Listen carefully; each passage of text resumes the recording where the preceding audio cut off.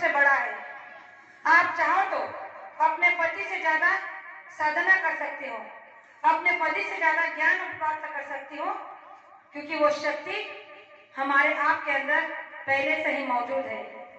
लेकिन हमने अपने अहंकार के कारण, अपने गुरु घमंड के कारण उससे चकनाचूर कर दिया है। गुरु महाराज ने कहा कि बहनों का जो लाज था वो घूंघट में छुपा हुआ था। आज हम देख रहे हैं कि इस हर तरफ पाश्चात्य संस्कृति का जो सैलाब बढ़ चुका है, उससे सारे घरों के संस्कार डूब चुके, बह चुके। तो गुरु महाराज ने कहा जब आपके घरों से संस्कार ही नहीं रहेंगे तो संस्कार कहां से आएंगे? जब संसार में संस्कार ही नहीं होंगे परिवारों में, तो बच्चों पे संस्कार कहां से आएंगे?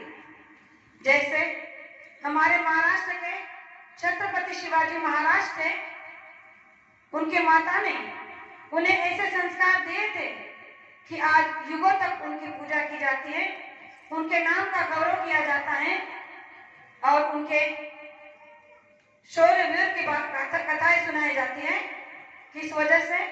क्योंकि वो भी तो सामान्य पुरुष थे, लेकिन उनकी माता ने उन्हें ऐसे संस्कार दिए थे कि आज वो एक विश्व विजेता के पुरुष में कहलाए जाते हैं, जाने जाते हैं।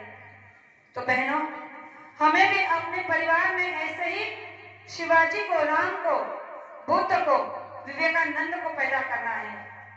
आज हम देख रहे हैं कि माता पिता के पास बच्चों के लिए समय नहीं है और इसीलिए बच्चों का चरित्र खराब होते जा रहा है, क्योंकि माता पिता ही अपने मौज मस्ती से समय नहीं निकाल पाते, तो बच्चों को कहां से समय देंगे? लेकिन गुरु महाराज ने कहा है कि जब आप सत्संग में जा रहे हो, पति से कहा कि जब आप सत्संग में जा रहे हो तो पत्नी को साथ में लेकर जाना, और जब पति पत्नी दोनों जाए तो बच्चों को साथ में लेकर जाना। जब आप पूरा परिवार सत्संग में जाओगे तो जो संस्कार उन्हें सत्संग में महात्मा के सत्संग द्वारा मिलेंगे, वो आप अपने घर पर 10 महात्मा बिठा कर दोगे तब भी नहीं मिलेंगे। प्रेमियों, ये कलयुग है और इस कलयुग में हम सभी को ये जिम्मेदारी, ये कर्तव्य बखूबी निभाना है। मनुष्य शरीर बड़े सौभाग्य से मिला है, अब के बार मिला है, बार बार नहीं मिलेगा। इसीलिए गुरु महाराज ने कहा कि इस देश के देवियों का बहुत ही ऊंचा विधान है, बहुत ही ऊंचा गौरव है। कहा जाता है कि भारत की नारियों का प्रताप सब जग से निराला है। भारत की नारियों का प्रताप सब जग से निराला है।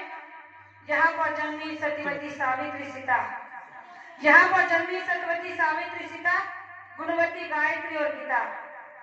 सीता ने अपने पति की आज्ञा से वन को वास किया और सावित्री ने अपने पति को यम के मुख से छुड़वाया। अनुसया और नर्मदा से तो भगवान बिहारे हैं। ऐसा इस देश का, इस भारत का इतिहास सब जग से निराला है। गुरु महाराज ने हर बार हम बहनों से कहा कि आओ ये देश के बहनों, तुम मेरे पास आओ, मैं आपको सीता, सावित्री, अनुसया बना दूंगा। भाइयों से कहा कि आओ देश के नौजवानों, मेरे पास आओ, मैं आपको राम, बुद्ध, विवेकानंद बना दूंगा।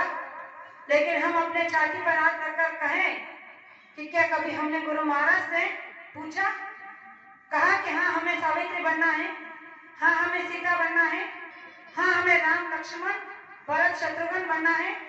हमने कभी नहीं कहा, क्योंकि हम बनना ही नहीं चाहते। हम तो हमेशा कालिंगा बनना चाहते हैं। प्रेमियों, ये मनुष्य शरीर सौभाग्य से अब की बार मिला है और उसमें ये नारी का शरीर जो हमें मिला है, ये बहुत ही उच्च कोटि का शरीर मिला है। तो इसीलिए बाबा जय बुद्ध जी महाराज ने कहा कि आने वाले समय में अगर देश की बहनें चाहेंगी तो बड़े से बड़े तूफान को रोक सकती है, बड़े से बड़े संकट को रोक सकती है। तो इसके लिए हमें केवल 2 बातों को ध्यान में रखना होगा। सबसे पहली बात कि पति की आज्ञा का पालन करना होगा, और दूसरी बात कि हमें सतीत्व धर्म की पालना करनी होगी। आप कहोगी इस सतीत्व धर्म का पालना करने के लिए क्या करना होगा? और गुरु आदेश का, यानी पति परमेश्वर की आदेश की पालना करने के लिए क्या करना होगा? तो इस पर गुरु महाराज